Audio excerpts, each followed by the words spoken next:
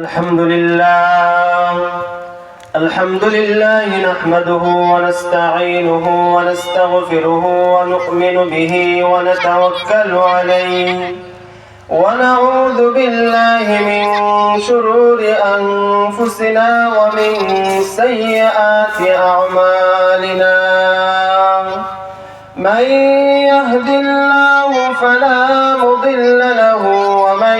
يضلله فلا هادي له ونشهد أن لا إله إلا الله وحده لا شريك له ونشهد أن سيدنا وسندنا وحبيبنا وطبيبنا وطبيب قلوبنا أولانا ومولانا محمدا عبده ورسوله الذي أرسله الله تعالى إلى الناس كافة بشيرا ونذيرا وداعيا إلى الله بإذنه وسراجا منيرا أما بعد فقد قال الله تبارك وتعالى في كلامه المجيد وفي فرقانه الحميد أعوذ بالله من الشيطان الرجيم بسم الله الرحمن الرحيم فمن يعمل مثقال ذرة خيرا يره ومن يعمل مثقال ذرة شرا يره وقال سيدنا رسول الله صلى الله عليه وسلم إذا مات الإنسان انقطع عنه عمله إلا من ثلاثة ولد صالح صدقة جارية أو علم ينتفع به أو ولد صالح يدعو له أو كما قال سيدنا رسول الله صلى الله عليه وسلم فقد قال الله تبارك وتعالى في شان حبيبه ومحبوبه إن الله وملائكته يصلون على النبي يا أيها الذين آمنوا صلوا عليه وسلموا تسليما صلى الله على سيدنا ومولانا محمد وعلى آله وأصحابه وسلم بلغ العلا بكماله كشف الدجى بجماله حسنت جميع خصاله صلوا عليه وآله لا إله إلا الله لا إله إلا الله لا إله إلا الله لا إله إلا الله محمد رسول الله صلى الله عليه وسلم الحمد لله শুকরিয়া আদায় করি যে আল্লাহ পাক রব্বুল আলামিন আমাদেরকে সুস্থ রাখছেন এবং এই বহুত বড় এক দ্বীনি মাহফিল মজমা নুরুল কোরআন ওয়া সুন্নাহ ইন্টারন্যাশনাল মাদ্রাসা রহিমনগর এলাকার মুর্দেগানের ইসালে সওয়াব উপলক্ষে বার্ষিক ওয়াজ ও দোয়ার মাহফিলের আয়োজন করা হয়েছে। এই জন্য দিল থেকে শুকরিয়া আদায় করি আলহামদুলিল্লাহ। যে আয়াত আমি তেলাওয়াত করছি, আল্লাহ পাক রব্বুল আলামিন এই আয়াতের মধ্যে কিছু কথা বলেছেন এবং নবী আলাইহিস সালাতু ওয়াস সালামের হাদিসের মধ্যে কিছু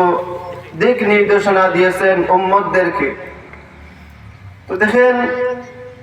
শুকরিয়া আদায় করি এই যে মাহফিল, এই নতুন মাদ্রাসার যেটা 3 বছর যাবত ছাত্র ছাত্রীদেরকে দ্বীনি তালিম, তরবিয়ত, আখলাকিয়ত এগুলা তালিম দেওয়ার পাশাপাশি আজকে এই যে বিরাট মজমা ওয়াজের আয়োজন করা হয়েছে, দোয়ার মাহফিলের আয়োজন করা হয়েছে মুর্দেগানের ইসালে সওয়াবের জন্য, এবং যাতে এই দিনটা মাদ্রাসার মধ্যে সীমাবদ্ধ না থেকে যাতে এই ওয়াজ তাকিয়া, এই মাহফিল তাকিয়া যাতে পর্দানিসীন মা বোন যারা আছেন তারাও যাতে উপকৃত হতে পারেন এই মাদ্রাসার ওসিলায়, এই জন্য আয়োজন করা হয়েছে। যাই হোক, এই মাদ্রাসা হলো এমন একটা জায়গা যে জায়গা থেকে ইলম শিক্ষা অর্জন করে মানুষ দুনিয়াতেও লাভবান হয়, আখিরাতেও লাভবান হয়। দুনিয়াতেও আল্লাহ তাআলার ইবাদত বندگی করতে পেরে আখিরাতে সামানা অর্জন করে এই দুনিয়ার এই জায়গা। তো দেখেন, যে আয়াত তেলাওয়াত করেছে, এই আয়াতের মধ্যে আল্লাহ পাক রব্বুল আলামিন এই আদম সন্তানদের জন্য তারা যা আমল করবে এগুলার জন্য আল্লাহ তাআলা সাক্ষী হিসেবে ফেরেশতাগণও রাখছেন, সাক্ষী হিসেবে নিজের বডিও রাখছেন, যেগুলা কিয়ামতের ময়দানে আপনি যতটুকু আমল করবেন ততটুকুর হিসাব আপনি পাইবেন, আপনার আমলনামা এগুলা আপনি পাইবেন। এই জন্য আল্লাহ পাক রব্বুল আলামিন বলেন, ফামান ইয়ামাল মিসকালা যাররাতিন খায়রান ইয়ারা, যে বান্দা বান্দি,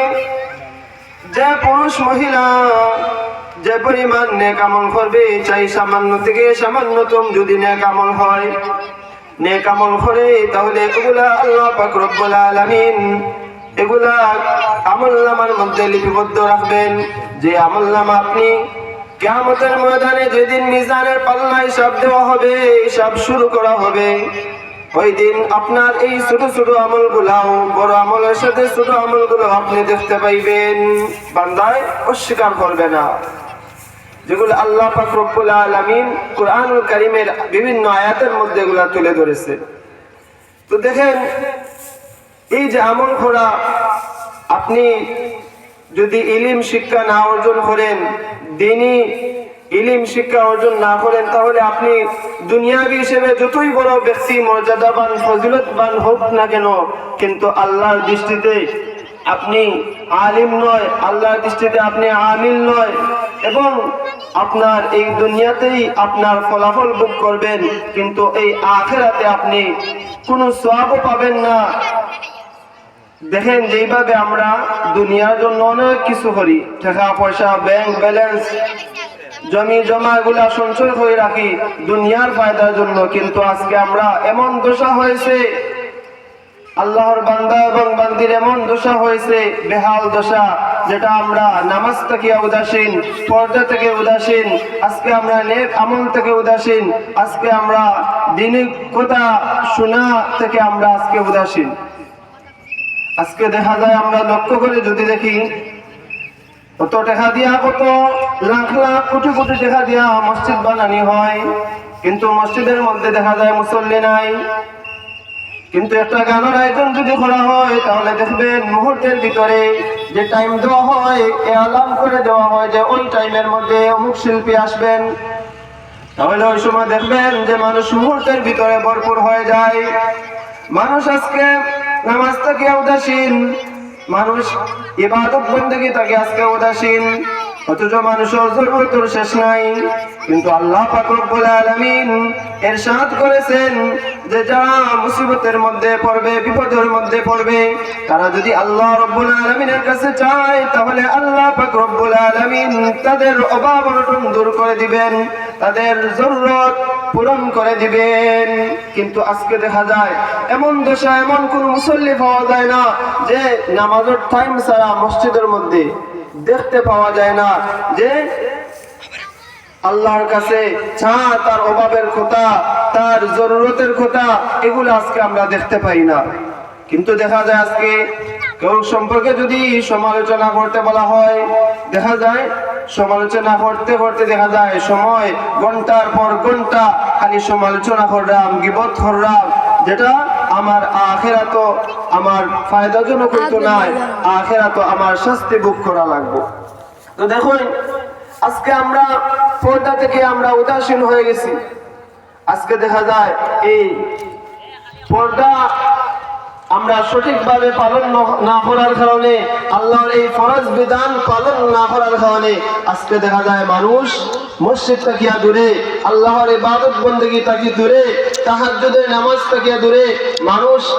নেক আমল করা থেকে দূরে, মানুষ সত্য হওয়া থেকে দূরে। আজকে দেখা যায় সমাজের মধ্যে মুনাফিকের অভাব নাই,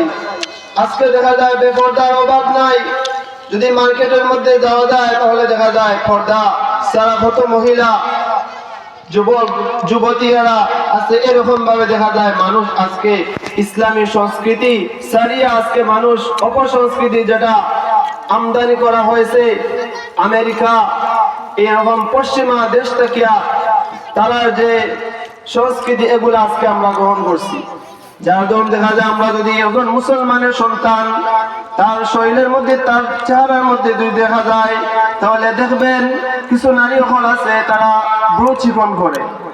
যেটা লানত নবী আলাইহিস সালাতু ওয়াস সালাম হাদিসের মধ্যে করেছেন। আজকে মুসলমানের সন্তান হইয়া সৌন্দর্যের নামে, বিউটি পার্লার নামে দেখা যায় আজকে তারা ভ্রু চিকন করে। এরকম ভাবে দেখা যায় আল্লাহ তাআলা যে সুন্দর দিয়েছেন ওই সুন্দরের উপর দেখা যায় আরো তারা সৌন্দর্য বাড়ানোর জন্য দেখা যায় এই বিউটি পার্লারে গিয়া তারা আরো সৌন্দর্য বাড়ায়। তো দেখেন আল্লাহ তাআলা কত সুন্দর করে মানুষের আশরাফুল মাখলুকাত সৃষ্টির সেরা বানাইছেন, কিন্তু আজকে মানুষ দেখা যায় সৌন্দর্যের পিছনে ঘুরতেছে, কিভাবে তার সৌন্দর্য টিকিয়ে রাখা যায়। কিন্তু আমার আপনার জানার বিষয় হইলো, বুঝার বিষয় হইলো, কবরে এই সৌন্দর্য নিয়ে কোনো প্রশ্ন করা হবে না। দেখবেন আপনার জিন্দগিতে প্রশ্ন করা হবে আপনার রবকে কি আমল নিয়ে আসছেন। তো দেখেন এরকম ভাবে দেখা যায় আজকে আমরা এই পর্দা তরক করার কারণে, পর্দা সরার কারণে আজকে দেখা যায় পত্র পত্রিকার মধ্যে দেখা যায় এগুলা আজকে নারী হল দর্শন হওয়ার, এরকম ভাবে দেখা যায় কত মানুষ আছে, তারা পুরুষ আছে যারা ঘরের দায়িত্ববান, কিন্তু আজকে আমরা তাদের দায়িত্ব সম্পর্কে আমরা ভুলে গেছি। যার দরুন আজকে নারী বিভিন্ন জায়গায় এরকম ভাবে পণ্য হিসেবে ব্যবহার হয়। আজকে দেখা যায় নারীর সৌন্দর্য এগুলা সমাজের নিকট তুলিয়া ধরা হয়। বিভিন্ন সিনেমার মধ্যে দেখা যায় এই যে নারীরা অর্ধালঙ্গি করিয়া শরীরের মধ্যে ইসলামী পোশাক নাই, আর এই এরকম ভাবে মহিলা একজন মুসলমান নারী মানুষ হাজার হাজার দর্শকদেরকে দেখাইতেছে নিজের শরীরের অঙ্গ। আজকে এগুলার কারণ হচ্ছে আমরা যারা মুসলমান, আমরা যারা আল্লাহর বান্দা আমরা জানি, কিন্তু এরপরে আমরা যে পুরুষ আছেন ঘরের মধ্যে, এই পুরুষ তার দায়িত্ব সম্পর্কে সে সঠিকভাবে দায়িত্ব পালন করেন না। তো দেখেন নবী আলাইহিস সালাতু ওয়াস সালাম হাদিসের মধ্যে বলেন যে সমস্ত পুরুষ এবং পুরুষ তাদের দায়িত্ব সঠিকভাবে পালন করবেন না, কাল কিয়ামতের দিন আল্লাহ পাক রব্বুল আলামিন সমস্ত পুরুষদেরকে জিজ্ঞেস করবেন তোমার দায়িত্ব ছিল তোমার মেয়েদেরকে পর্দায় পোশিদায় রাখা, দ্বীনি শিক্ষা দেওয়া, সদকা জারিয়া এরকম আমল করা, নেককার সন্তান আওলাদ তৈরি দেওয়া, কিন্তু আজকে তুমি এগুলা না করিয়া দুনিয়ার মধ্যে তোমার ইচ্ছা মতো খাটাইতেছো আর ইচ্ছা মতো চলাফেরা করতেছো। আল্লাহর দায়িত্ব সম্পর্কে তুমি এগুলা জানার পরেও তুমি মানছো না, এগুলার শাস্তি আপনাকে ভোগ করতে হবে। তো দেখুন আজকে লক্ষ্য হলে দেখা যায় আমরা যদি তাকাই আমরা যদি তাকাই দেখা যায় এই পশ্চিমা সংস্কৃতিগুলো আমরা গ্রহণ করার কারণে একজন যুবক তার শরীরের যে পোশাক আছে দেখা যায় হাফ প্যান্ট ফিন্দিয়া শুধু ঘরের মধ্যে সীমাবদ্ধ নয়, বাহিরে যায়, বাজারে যায়, মার্কেটে যায়, এরকম ভাবে বিভিন্ন সাইকেলের মধ্যে চড়ে এগুলা দেখা যায়। তার যে ফরজ অংশটুকু ছিল, একজন পুরুষের যে ফরজ সতর অংশটুকু দেখার কথা ছিল, আজকে এগুলা প্রদর্শন করতেছে সমাজের মধ্যে, বাজারের মধ্যে, মার্কেটের মধ্যে। এরকম ভাবে দেখেন এই যে অর্ধাঙ্গী পোশাক পরিধান করে একজন যুবক, একজন যুবতী এগুলা যে আসতেছে, অবশ্যই একজন যুবককে ফলো করে একজন যুবতী, এরকম ভাবে একজন যুবক সে তাকাইবে একজন নারীর প্রতি, কারণ তার সৌন্দর্যের প্রতি তাকাইবে। তার যেহেতু ইসলামিক পোশাক নয়, তখন মানুষ গুনার মধ্যে, জিনার মধ্যে আস্তে আস্তে মানুষ নিকটবর্তী হবে। দেখুন এই যে মানুষ এইভাবে হঠাৎ করে মানুষ জিনার মধ্যে লিপ্ত হয় না, মানুষ দর্শন করে না, আস্তে আস্তে মানুষ এই যে এগুলার প্রতি অগ্রগামী হবে, তার সৌন্দর্য দেখবে, তার কণ্ঠ শুনবে, এগুলা দেখা যায়। আজকে মানুষ ইবাদত বন্দি করা থেকে মাহরুম হইয়া দেখা যায় সারা রাত হারাইলায় মোবাইলের মধ্যে, সারা রাত হারাইলায় মোবাইলের মধ্যে। দেখুন এই যে একজন যুবক, তার এরকম তাকওয়া আছে, ইসলামিক পাওয়ার তাকওয়া আছে, মুসলমানের যে শক্তি আছে, এই শক্তিটা তার সব সময় প্রকাশ করার কথা ছিল। আজকে দেখা যায় বিশ্বনবী রহমতুল্লিল আলামিনকে যদি কেউ কটাক্ষ করে কথা হয়, আল্লাহকে নিয়ে যদি কটাক্ষ করে কথা হয়, ওই সময় একজন যুবক তার শরীর, তার ব্লাড ওই সময় শিহরিত হয়ে উঠতে আসেন। কিন্তু আজকে দেখা যায় এই সমস্ত যুবক, এই সমস্ত আল্লাহর বান্দাগণ ঘরে বসে থাকে, মোবাইল টিপায় ব্যস্ত থাকে, এরকম ভাবে দুনিয়া বিনিয়া ব্যস্ত থাকে। অথচ তার ইমানের দায়িত্ব ছিল যে এরকম যারা নাস্তিক মুরতাদ, যারা আল্লাহকে নিয়ে কটাক্ষ করবে, নবী আলাইহিস সালাতু ওয়াস সালামকে নিয়ে কটাক্ষ করবে, তাদের বিরুদ্ধে কঠোর অবস্থান নেওয়া। তো দেখেন আলহামদুলিল্লাহ অনেকে আসুন যে এ লাইনও কাজ করে যাইরা, এই সমাজের সংস্কার করার লাগিয়া অনেকে কাজ করে যাইরা। আমরা তাদেরকে মুবারকবাদ জানাই যে তারা এই যে ইসলাম রে, আমরা যদি যুবক যারা আছে এরা যদি ইসলামকে যদি আমরা যদি এরকম ভাবে ইসলামের যে অবকাঠামো আছে এগুলোর মধ্যে যদি আমরা না নিয়ে যাই, তাহলে দিন দিন দেখা যাইব এই ইসলাম দেখা যায় ইসলাম থেকে মানুষ দূরে যাইবে, ইবাদত বন্দেগী থেকে মানুষ দূরে যাইবে, মানুষ পর্দা থেকে দূরে যাইবে, মানুষ একজন যুবক মদের প্রতি আসক্ত হবে, জুয়ার প্রতি আসক্ত হবে, সমাজের মধ্যে ফিতনা দেখা দিবে। এরকম ভাবে দেখা যাইব দুনিয়ার মধ্যে